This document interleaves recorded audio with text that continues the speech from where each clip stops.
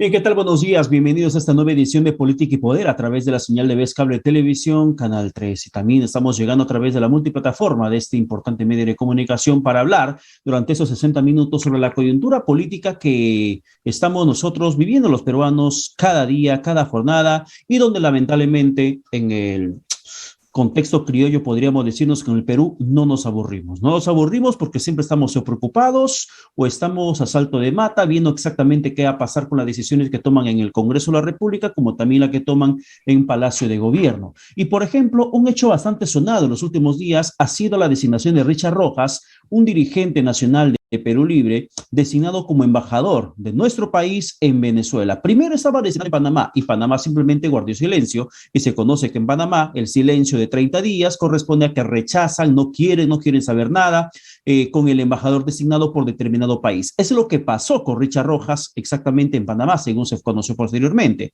Así que como Panamá no aceptó al dirigente de Perú Libre como embajador de nuestro país en dicho país, es que lo mandaron para Venezuela. Venezuela inmediatamente lo aceptó. Pero ¿qué pasa con el caso Rojas? Un poco haciendo un recuento rapidísimo antes de comenzar con la primera entrevista. Sucede que Richard Rojas es un investigado del caso Dinámicos del Centro.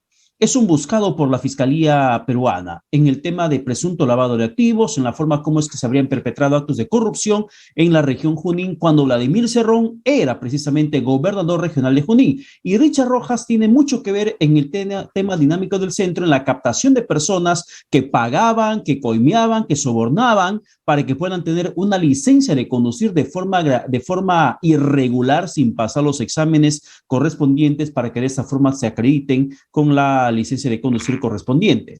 Y Richard Rojas, además, ha sido dirigente y de expertise para que sea embajador se conoce nada en realidad, porque la única formación técnica, si se podría considerar como tal, y creo que es lo correcto, es que es un técnico de televisor que no pasó a más. Tenía o tiene un taller en Girón Paruro, en el centro de Lima, y de allí no se sabe más. Tiene un estudio de un primer año, primer semestre académico de la Facultad de Derechos de una universidad que no se conoce, es lo que él ha mencionado en su hoja de vida, pero no se conoce más. Entonces, una persona, sin desmerecer el oficio que pueda estar en estos momentos ejerciendo, pero una persona que no tiene formación en tema diplomático, no conoce ni siquiera lo que se trata en el contexto internacional, más que el manejo de un sesgo político, ideológico, puede ser designado embajador de nuestro país. ¿Tan fácil es ser embajador en el Perú cuando alguien llega al gobierno? La verdad que eso dejó mucho que desear y finalmente la Fiscalía ha solicitado su impedimento de salida del país. Por 12 meses ha sido el pedido,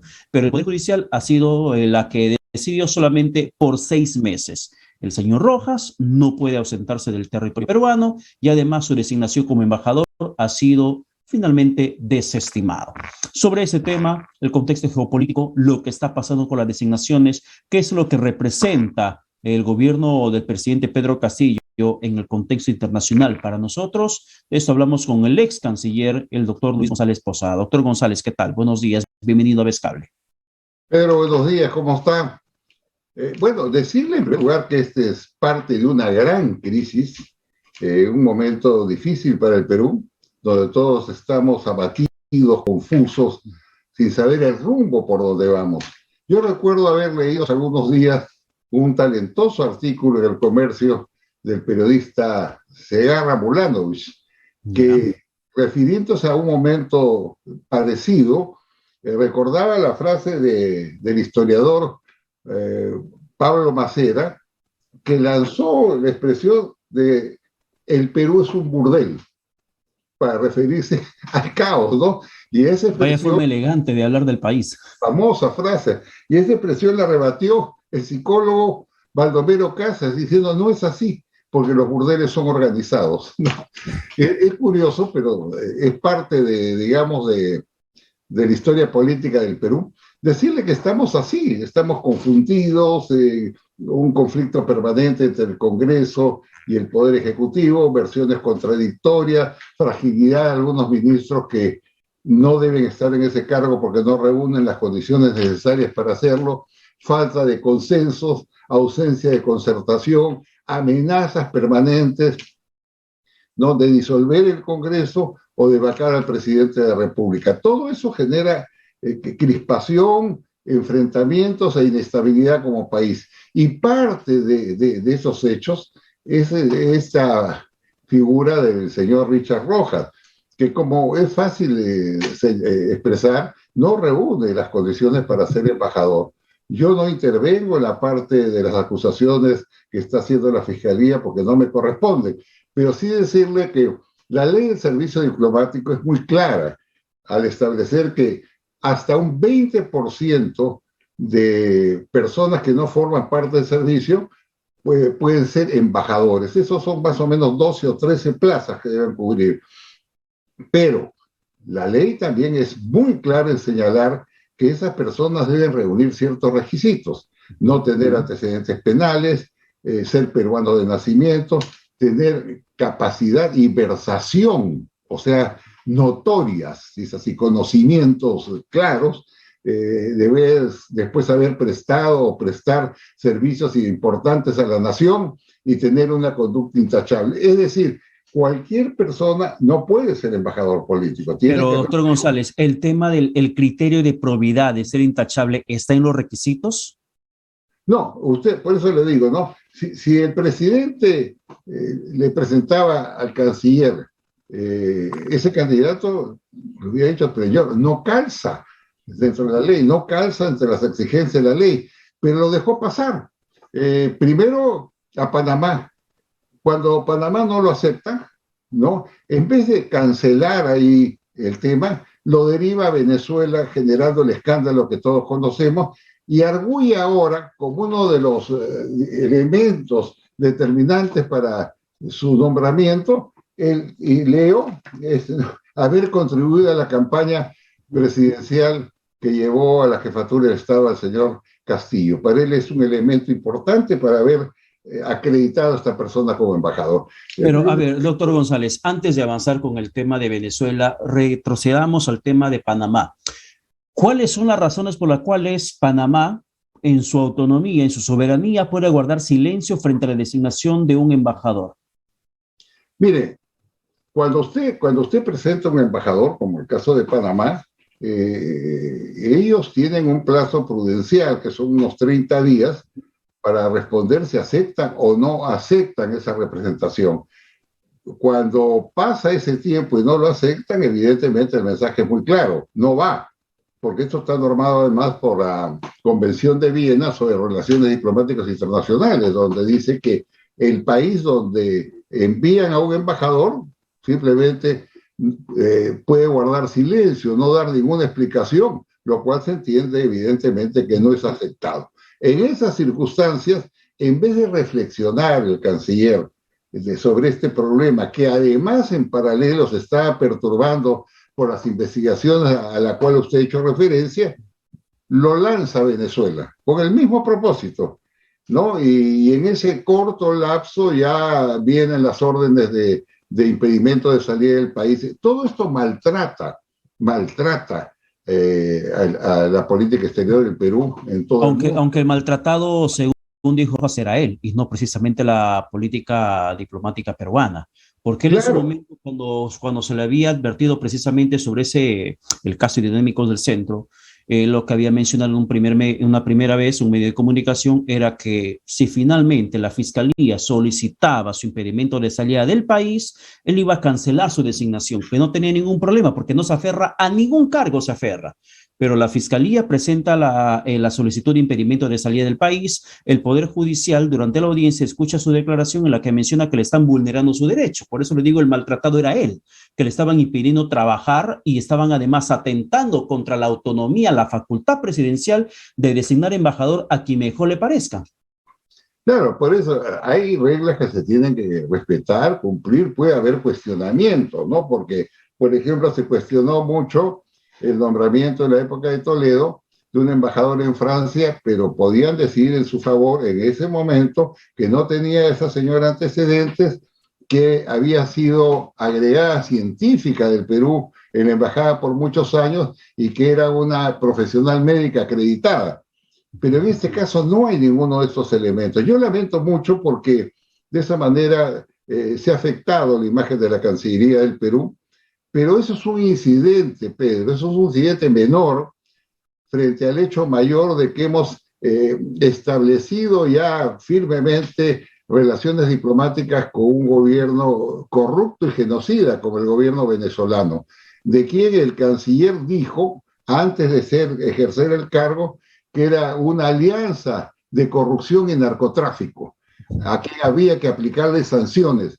El mismo canciller que dijo eso del gobierno de Maduro es el mismo canciller que ahora ha reconocido a Maduro como presidente de la República. Entonces, todos estos hechos son sorprendentes y más aún porque la población venezolana, que ha huido en 6 o 7 millones de su país por la fuerte represión, el hambre, la falta de medicina, está profundamente agradecido a todos los países que nos están acogiendo, entre ellos el Perú, y ahora se sienten desamparados, ahora se sienten que quien antes lo defendía se ha pasado al otro lado. Entonces, esto es muy grave por esas circunstancias y además porque nos están derivando al bloque del socialismo del siglo XXI, es decir, al bloque que conforman Cuba, Nicaragua, Bolivia y Venezuela. Y esto es trágico y lamentable porque va contra toda la línea formativa del servicio diplomático del Perú, donde hemos tenido... Ya, pero doctor González, en ese punto, en el tema de Maurto, el canciller, ¿qué cosa pudo haber pasado para que haya cambiado de posición respecto al tema de Venezuela tras la hace poca nomás aparición del presidente Castillo en la ONU, en la OEA, en México, en su momento, desde la Cancillería, se volvió a ratificar la posición de que no reconocen gobierno legítimo en Venezuela, un poco reafirmando el liderazgo de nuestro país en lo que se conoce como el Grupo de Lima, para devolverle la democracia a ese país? ¿Qué ha pasado en esas semanas como para que tengamos un canciller que se mantuvo firme en esa posición y ahora que da apertura a que se restablezcan las relaciones diplomáticas con un país donde se vive expresamente una dictadura? Yo diría más aún que un activo de Maurto es haber tenido durante años una línea muy firme sobre este tema, porque no solamente debemos destacar las expresiones que he hecho referencia, sino que él estuvo en la primera línea para fortalecer el Grupo de Lima, para que se apliquen sanciones a Venezuela y además saludó que el Perú sea uno de los 5 países de América Latina que se presentó ante la Corte Penal Internacional para respaldar los informes de las Naciones Unidas y de la OEA y que se inicie investigación sobre el régimen de Maduro por crímenes de lesa humanidad. Entonces, ¿qué ha pasado? Yo realmente me resulta incomprensible, una especie de Dr. Jekyll y Mr. Hyde, la famosa novela de Stevenson, ¿no? Donde habían 2 personalidades en una.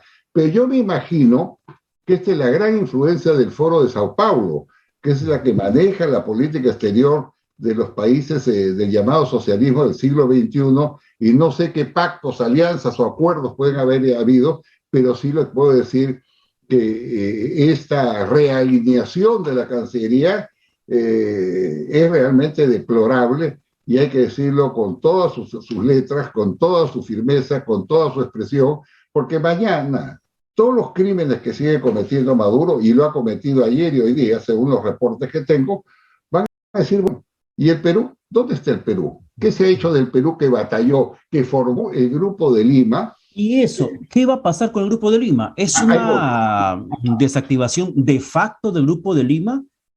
Mira, decirte, Pedro, que fue la experiencia diplomática más extraordinaria que realizó el Perú, porque el grupo nace cuando se reúne en Lima un grupo de países, 12 si no me equivoco, ante la evidencia de que en Venezuela había elecciones fraudulentas, que se estaban violando los derechos humanos, que se encarcelaba, torturaba y asesinaba gente. Ahí se reúne el grupo de Lima para formar un cordón sanitario diplomático frente a esos hechos. Y a ese grupo de Lima después se extienden otras naciones de la región, forman 20 en su conjunto, se suma Europa, se suma el Reino de Marruecos, Japón, Israel, y al final es una plataforma diplomática de 60 naciones la que se ponen firme en el tema y exigen democracia, libertades, elecciones libres en Venezuela. Ese es el Grupo de Lima.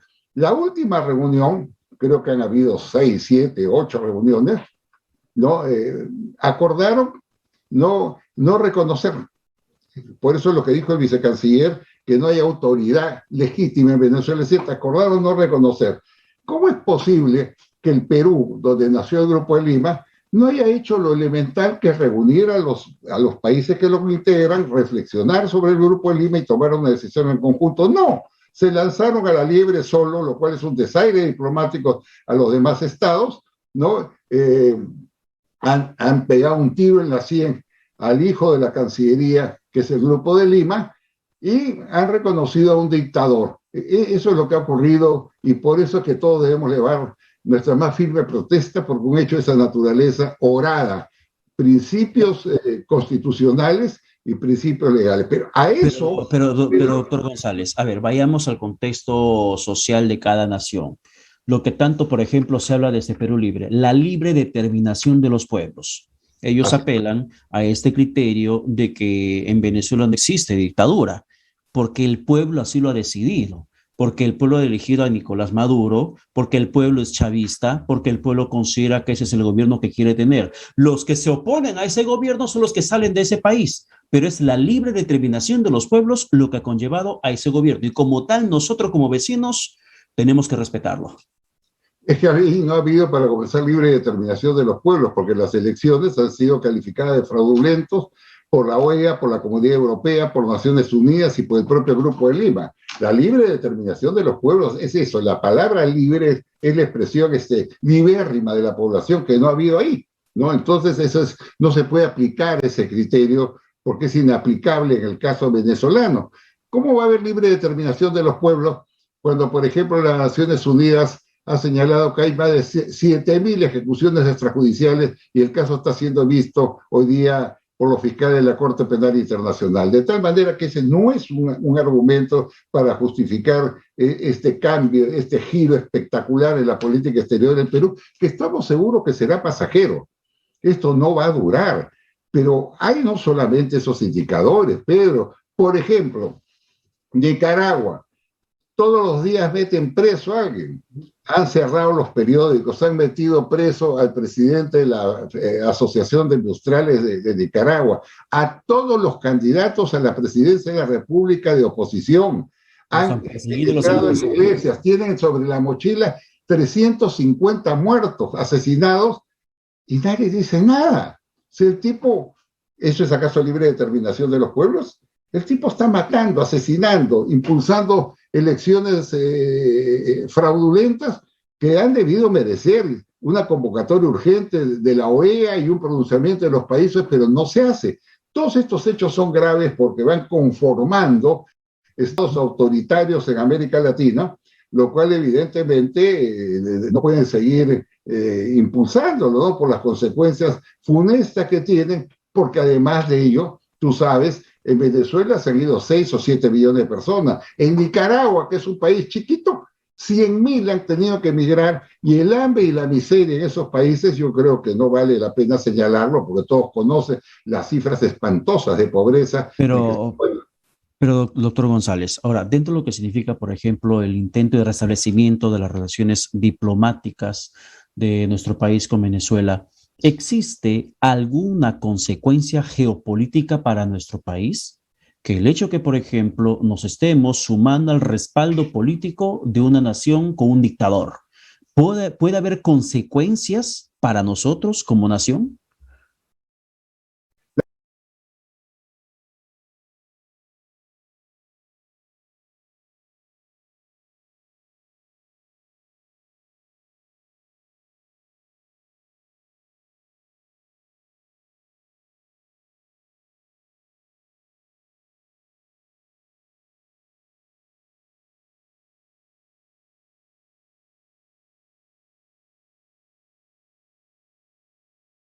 Señalaba además que son unas 30.000 personas que mueven ese negocio, que moviliza por otro lado 22 o 23 mil millones de dólares al año, que sacan hojas de coca del Perú y se las llevan a Bolivia y de ahí la expanden a todo el mundo. Droga, cocaína, que genera muerte, destrucción de seres humanos. Entonces, yo no me explico, por ejemplo, y nadie se explica cómo es posible que estableciendo la Constitución del Estado y los pactos multilaterales del Perú, la lucha contra las drogas, que se permita la erradicación de la soja de coca cuando sabemos que de las 75.000 hectáreas que se han sembrado, el 87% van al narcotráfico. Es que no es posible que aceptemos mansamente ese tema y que venga un señor que es, digamos, el gran guaricolero de las cocas, que es el señor Evo Morales, hacer campaña en 3 oportunidades a favor de la Asamblea Constituyente y la erradicación de la soja de coca. Eso claro, no y Evo Morales se ha paseado con seguridad del Estado de por medio. A Evo Morales le pusieron policía, le han dado almuerzos, le han dado atenciones, escoltas. Claro, y en el tema de Evo Morales, por ejemplo, yo leía un poco las disposiciones diplomáticas cuando se trata de exmandatarios, pero que vengan a cumplir función oficial. Pero Evo Morales venía a hacer activismo político en nuestro país para que pueda implementar su ideología, pero ha sido bien acogido por el gobierno peruano, que finalmente le dio ese resguardo policial para que vaya a restaurantes y los viajes que tenía que hacer. Y consecuencia de Evo Morales es que tenemos a un ministro del Interior como Luis Barranzuela, que se opone a la erradicación de la hoja de coca, aunque él diga que no. Lo cierto es que se lo vio a una semana antes de juramentar el cargo de ministro del Interior con su polito blanco con letras verdes diciendo no a la erradicación de la hoja de coca. Y por eso los cocaleros se sintieron reforzados, fortalecidos, respaldados y salieron a hacer una protesta bastante fuerte, que también tuvo bastantes ribetes de violencia. Esa es la política de gobierno al cual nos estamos enfrentando, no erradicación de hoja de coca, restablecimiento de las relaciones políticas con Venezuela, la implementación de una política socialista que podría llevarnos a ser una nueva Venezuela o que sea una nueva Nicaragua. ¿Estamos enfrentándonos en ese contexto los peruanos? Los peruanos no. Y yo creo que esto es consecuencia de la falta de definición del gobierno, porque esos conceptos que usted ha hecho referencia, Pedro, están en la cartilla divulgatoria del partido Perú Libre que lleva la presidencia a Castillo. Y recuerda usted que Bellido, antes de ser premier, primero pidió cerrar la embajada americana en nuestro país. Y los talibanes, se le ocurre una cosa así. Después, no erradicar la soja de coca, después expulsar a la DEA, que es el organismo de los Estados Unidos, colaboración en la lucha contra las drogas, y también cerrar los acuerdos con Estados Unidos, con este organismo que tienen de apoyo a los programas económicos y sociales. O sea, Bellido fijó una línea clara. Y después de fijar esa línea clara, lo nombran primer ministro. Entonces, ¿qué cosa íbamos a esperar? Sino que cumplan lo que él ha dicho y que además figura en lo sustancial en el programa de gobierno. Entonces, no hay definición. Este es un gobierno errático que da vueltas por un lado, vueltas para otro lado. Y lo que están siendo afectados es el país, hay mucha crispación. Pero doctor, ¿usted considera que hay un tema de gobierno errático o una estrategia de confusión a los peruanos? Porque justamente me acaba de arrebatar de la boca le quería hacer por las indecisiones que aparentemente tiene el gobierno en estos momentos, porque una cosa dice Bellido, otra cosa dice Bermejo, o que va en el mismo sentido de Bellido, de la no erradicación de la hoja de coca, tanto así que Bellido, por ejemplo, un acto cultural, se fue a chachar hoja de coca el día que se fue a pedir voto de confianza en la presentación de sus políticas generales de gobierno. Chachó hoja de coca en el Congreso y eso no está mal, es una práctica ancestral, pero era ya un mensaje que venía dando y Bermejo constantemente insistió desde un inicio de que no se puede erradicar la hoja de coca y ha sido el que más asusó la expulsión de la DEA del BRAE. Pero tenemos un presidente que termina ratificando relaciones diplomáticas con Estados Unidos, que termina agradeciéndole en más de una ocasión a Estados Unidos. Entonces, ¿esta es una estrategia de confusión o realmente el jefe de Estado geopolíticamente y en decisiones soberanas que le compete no sabe qué hacer? ¿Qué le parece a usted? Bueno, que yo pienso por eso que es un gobierno fallido. Es un gobierno que no define sus políticas, que no ha renunciado al programa de Perú Libre. Es un gobierno que no tiene siquiera respaldo de una bancada, porque ya se quebró. Es un gobierno donde en el gabinete hay personas vinculadas a haber realizado apología del terrorismo o haber actuado con grupos terroristas de una u otra manera, con personas que son de una izquierda moderada. Entonces, ese laberinto es muy difícil de entender y ahora a ello se suma la presentación de la primera ministra en el Parlamento, donde por lo menos debe hacer los siguientes compromisos. Primero, descartar definitivamente el tema de la Asamblea Constituyente, porque ella sabe que es absolutamente ilegal pretender que a través de planillones se convoque una asamblea constituyente. Eso es ilegal, no lo sostiene ningún constitucionalista, pero crea perturbación en el país, moviliza gente, porque los mensajes de quienes alientan esas firmas es que con una asamblea constituyente no habrá pobreza, no habrá miseria, habrá estabilidad en el Perú, y eso es falso. Segundo, comprometerse no solamente a erradicar las olas de coca, sino una política firme en el tema del narcotráfico. Y tercero, por lo menos, la seguridad ciudadana, que se expande el crimen, el sicariato. Lea usted los periódicos todos los días. Ya los sicarios matan 3, 5 al día y es una rutina. El crimen se expande, la población está atemorizado y finalmente que fije las líneas maestras de que ella considera debe ser la política económica y social del gobierno, porque no se puede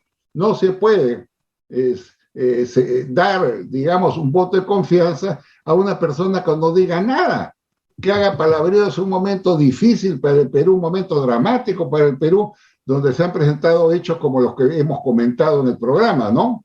Ya, pero doctor González, por ejemplo, hablando un poco de constitución, yo entiendo que cuando sale la nueva constitución de un país, creo con el contexto internacional los vecinos saltan, se preocupan qué va a pasar con dicha nación, lo que pasó con Venezuela, lo que pasó con Bolivia o con cualquier otra patria que finalmente sus ciudadanos determinan cambiar su carta magna.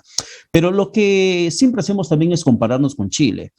Por ejemplo, estoy leyendo en estos momentos un artículo de La Tercera, que es un importante medio de comunicación de Chile, y allí en La Tercera, esta columna, destacan la elaboración de la nueva constitución. Dice, le voy a leer rápidamente el primer párrafo. La escritura de la nueva constitución es uno de los mayores hitos democráticos del último tiempo. Por primera vez en la historia se escribe una constitución política con amplios representantes de la diversidad humana y cultural de Chile, desde distintos territorios y pueblos originarios. Allí me quedo. ¿Por qué no se podría interpretar de la misma forma la posibilidad de una nueva constitución en nuestro país, ya que muchas veces siempre se hace referencia a que esa constitución vigente es producto del autogolpe de un dictador de nuestro país, como Alberto Fujimori? Bueno, esa asamblea constituyente de Chile fue arrancada del gobierno incendiando mercados, estaciones de metro, saqueando iglesias, retirando las imágenes y haciendo con ellas barricadas y generando una inmensa violencia que ha semi-paralizado Chile, ¿no? No olvidemos que esos hechos, con una campaña profusa, determinaron que el 78%, el 78% de chilenos querían una asamblea constituyente y el 12% no. Entonces acá ganó la izquierda. Chile se encamina a la izquierda. Boric, que es el candidato de ese frente integrado por el Partido Comunista, debería ganar las elecciones, de acuerdo a todos los pronósticos. Entonces, Chile no se sabe dónde va, hay alarmas por todos lados. Las sociedades necesitan ajustes, sí, pero no confrontaciones, enfrentamientos o derivarnos a sistemas perversos donde, lejos de crear empleo, van a perder empleo, lejos de generar riqueza, van a perder riqueza. Entonces estamos en una situación grave, no solamente en Chile, ¿eh? El otro año hay elecciones en 2 países. En Colombia, donde Petro, que ha sido, como sabes, guerrillero colombiano, tiene la primera opción. ¿Ok? Y a fin del próximo año también hay elecciones en Brasil, donde Lula ganaría largamente el proceso electoral, de tal manera que se está reconfigurando toda América Latina hacia el eje chavista. Esto es lo sorprendente. ¿Y sabe por qué le digo a Pedro sorprendente? Porque no solamente ese régimen viola los derechos humanos, sino que ha conducido a su país a la más absoluta miseria. Y eso hay que destacarlo. En este momento en Venezuela se estima, de acuerdo a los informes de la Universidad Andrés Bello, en 92% los pobres y en 76 o 78% de ese volumen los extremadamente pobres. Hay migración de millones de personas, no hay alimentos, no hay comidas, hay dictadura, los sueldos son tan limitados que con un ejemplo podemos señalarlo. El salario mínimo vital en Venezuela es 10 millones de bolívares. Ese es el salario mínimo vital, que vienen a ser más o menos $2.40, $2.42. ¿Sabe cuánto es en el Perú? $240. Es decir, el trabajador peruano tiene un salario mínimo 100 veces más que el salario mínimo venezolano. Entonces, ¿cómo nos van a poner como imagen o como modelo una sociedad como la venezolana, donde no solamente se violentan los derechos humanos, sino que hay hambruna, pobreza, desempleo, donde los trabajadores ganan 100 veces menos en cuanto al salario mínimo vital? Pero no hace, pero no hace falta cambiar de constitución, Pedro, ¿no? Doctor González. No hace falta cambiar de constitución para que tengas un pésimo manejo económico. Lo que está pasando ya hace buen lustro con Argentina. Argentina, que tiene una de las más altas tasas de inflación de los últimos tiempos. La moneda argentina que se va devaluando a pasos agigantados. Los argentinos que están preocupados en ser la nueva Venezuela. Pero estamos hablando de un cambio de constitución que podría cambiar o que podría finalmente decidirse en ese sentido, sí, la libre determinación de los pueblos. Chile está avanzando con su nueva constitución. Y aquí estamos ahora, por ejemplo, con un regreso al primer discurso radical del gobierno del presidente Castillo de la nueva constitución, cuando ayer sale la ministra de Trabajo, Betsy Chávez, que ha sido bastante moderada en su discurso incluso de la nueva constitución, pero ahora sale a decir que esto sí es una prioridad.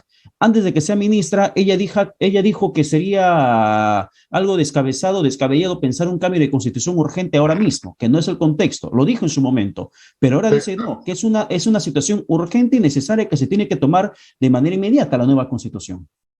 Por eso yo le digo, no, en el Congreso es necesario definir ese tema. Y en cuanto a Argentina y a México, son dos gobiernos que alcahuetean a los gobiernos dictatoriales, los protegen diplomáticamente, los cubren. Y eso tenemos que señalarlo. Eso hace López Obrador en México y ese hace Fernández y la señora Kirchner en Argentina. Ellos forman parte de ese grupo, por lo cual la situación se complica más analizando todo el escenario de la región. Y a lo dicho, un agregado. Mientras Estados Unidos se ha retrocedido en su influencia en América Latina a niveles casi vaporosos, China y Rusia, que apoyan esas dictaduras, que ha inventado notablemente. Por ejemplo, en el Perú el comercio, la balanza comercial con China es el doble que la que tenemos con Estados Unidos. China acá tiene bancos, financieras, empresas de toda naturaleza, automóviles, el equipo electrodoméstico. Entonces, Estados Unidos ha perdido el control de su hemisferio, que lo han ganado China y Rusia, que apoyan esas dictaduras, y también países extraños como Irán, ¿no?, que tiene una gran influencia, o Turquía. Entonces, son hechos pues muy graves que están pasando y que nos deben llevar a una reflexión amplia de cómo hacerle frente. Pero estamos en una situación social que los peruanos, para terminar, doctor González, los peruanos estamos separados por la mitad. El 50% que votó con su antiquequismo, antifujimorismo, no, pero votó por Castillo. Y un 50% que se mantuvo firme en su decisión de decirle, bueno, aunque me tape la nariz, yo respaldo a Keiko Fujimori porque no quiero el comunismo, el socialismo en el país. ¿Cómo liderar este cambio social o este reencuentro ciudadano con esta polarización? Mire, han sido muchos años en que medios de comunicación que hoy día han retomado su ruta, digamos, de equilibrio, han hecho una campaña feroz para demoler a los partidos políticos, no solamente al fujimorismo, para estigmatizar a sus líderes, y con ello le han abierto un camino a la izquierda, y a la izquierda comunista me estoy refiriendo. Y estos son hechos que hoy día los tenemos que confrontar, no solamente los medios de comunicación, sino con actos firmes. Por ejemplo, me parece extraordinaria las movilizaciones cívicas que se hacen reclamando democracia y libertad en el Perú. Y yo veo que a esas movilizaciones cívicas, en vez de respetarlas, la respuesta es: están tratando de hacer un golpe de Estado, de vacar al presidente Castillo. No es así. Tenemos derecho a expresarlo. Las movilizaciones no solamente las tienen que hacer la CGTP, ¿no?, o Construcción Civil. Los demócratas tienen que hacer movilización, tienen que conquistar las calles, tienen que hacer frente a un modelo de gobierno caótico, desordenado, que nos está conduciendo a la destrucción total. Eso es un derecho democrático que todos tenemos que apoyar. Seamos del partido que seamos, solo una bandera, democracia, solo una bandera, constitución, solo una bandera, libertad. Pues ojalá que podamos ser así algún momento. Doctor González Posada, muchas gracias por la entrevista. Muchas gracias, Pedro, muy amable. Y muchísimas gracias, que tenga buen domingo. Un fuerte abrazo. A usted también. Bien, vamos rápidamente a la pausa luego de esta entretenida conversación con el ex canciller Luis González Posada. Usted sigue en sintonía de Vez Cable, que esto es Política y Poder. Volvemos.